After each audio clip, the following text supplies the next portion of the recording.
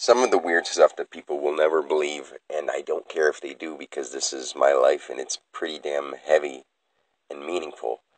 But on Easter this year, I've not only imagined or theoretically may have, like, I experienced, felt, and was the experience of the crucifixion of Christ. I felt it. I was there. I was it. And I know that sounds crazy to people, but I felt it. They allowed me to experience that.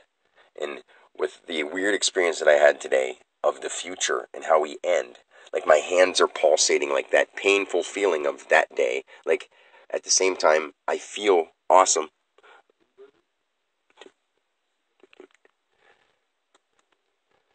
But my dad just asked me if I wanted 3 burgers, and I said 2. Although I really didn't want any burgers because I feel bad. But I feel like if I'm offered them, I have to at least honor the animal that died by eating something. But instead of having 2, I'm just going to have 3. Or instead of having 3, I'm just going to have 2. But I don't know. It's too deep. I mean, see, I'm talking about seeing the end of time. My dad asked me about burgers, and I have to come back to Dan for a split second. It's so hard to be doing this over and over, and it's driving me a little bit nuts.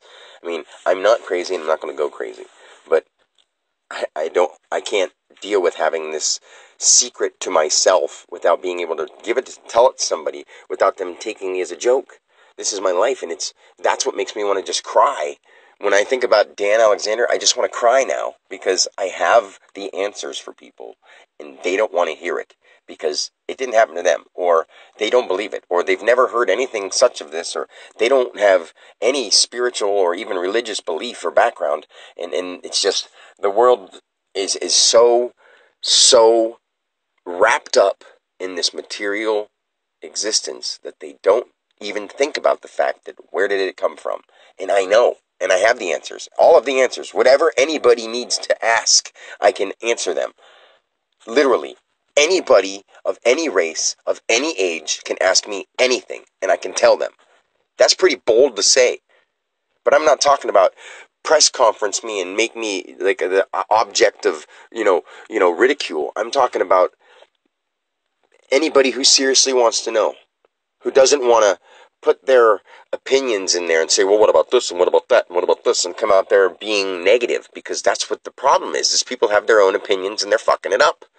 They don't want to know what's really so. I mean, Sadhguru is probably one of the best people that I can see, that he's peaceful and he cares, but at the same time he's not feeding into it too much and he's not commercializing himself. He's out there doing his thing. He's doing what a person would do. Like, I myself don't know what I would do if I had that kind of publicity. I know that I wouldn't take advantage of it. I know that I would give back to everyone and everything. And that's what we shall also be striving to do in the world full of money. First, we should have to. I mean, we shouldn't have to. We don't take those words literally. But first, in order to do anything, I guess we have to get money in this part of the game, and then we have to do away with money.